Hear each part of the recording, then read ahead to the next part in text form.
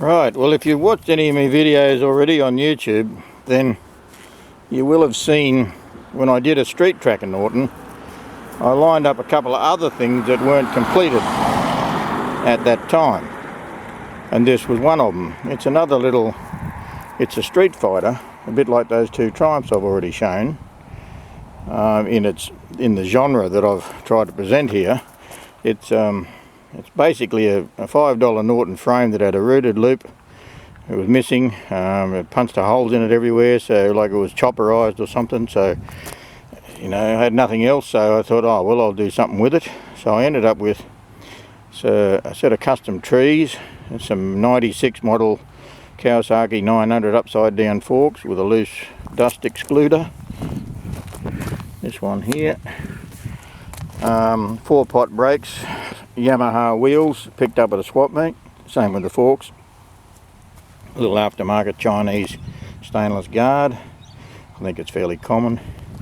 The usual dirt bike looking headlight and all that sort of stuff. Some aftermarket cheapy handlebars to suit the taper.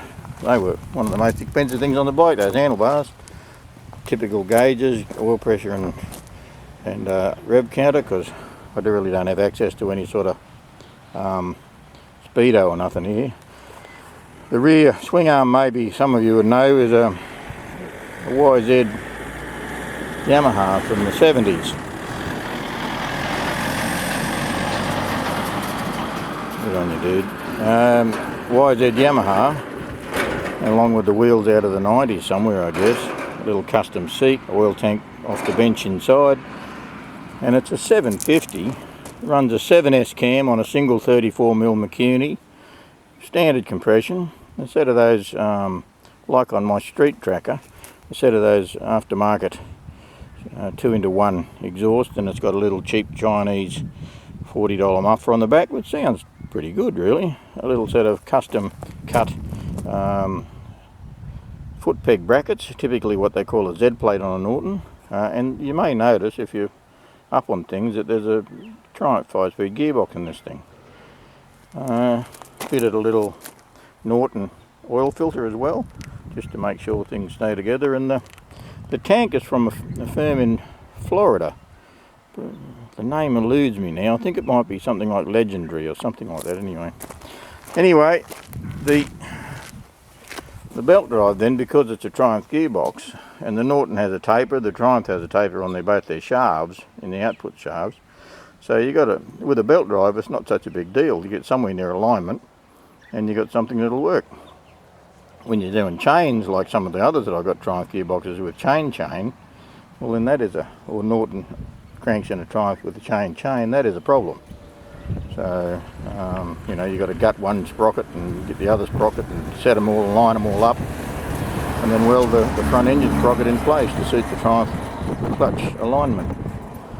So anyway, what started as a $10 frame with a bunch of holes in it and no rear loop and pretty ugly is now this particular bike.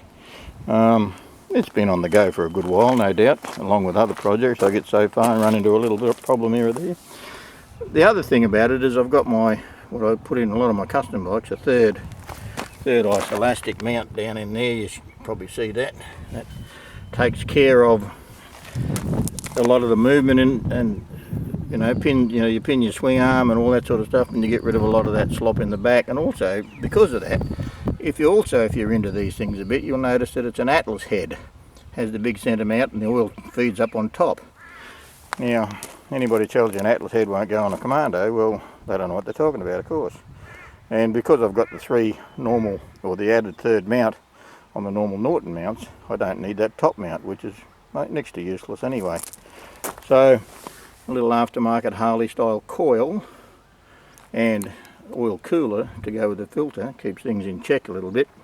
Battery's a bit ugly sitting there, but what else can you do? Take the room up with everything, all these other oddball things that you do when you're building a custom bike. It zips along quite nicely, and you may have heard me run through the 5 gears, and there's no sense in putting a Triumph gearbox in a Norton unless you've got 5 gears in it. So that really, is makes them sort of run fairly nicely, and a Triumph gear, later model Triumph gearbox, and these pre-unit shells is not that hard to do, and the whole shell into the Norton cradle is also not that hard to do. I have one that I've got, you know, a red, white and blue Norton that was in that 4 I showed you, and it's got standard primaries on it with a Triumph gearbox in the Norton. You can get the centres to work out. You've got to play with your up and down movement in the gearbox and make a few little tabs on the bottom of the cradle to get them to go in, but yeah, it's all doable. Anyway, there you go. It's another little bike for you to check out. Thank you.